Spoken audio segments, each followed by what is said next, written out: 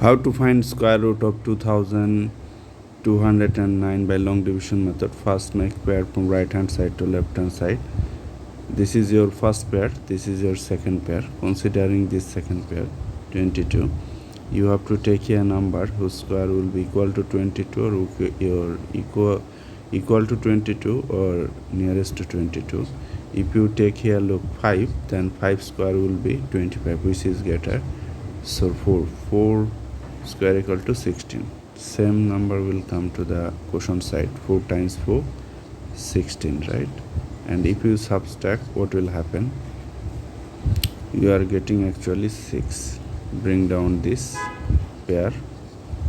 Now same digit will come under this divisor and you need to add 8. Here you have to guess a number and you need to multiply. The product will be equal to this or nearest to this. Here is the thing. This time this. Okay. Place here 7. 7 times 7, 49. Write 9. Carry 4 to the next column. 8 times 7, 56. 56 plus 4, 60. That is 7 times 87. That gives you 609, which is equal. So our guessing number 7 is correct. 7 times 87, 609. Subtract 0.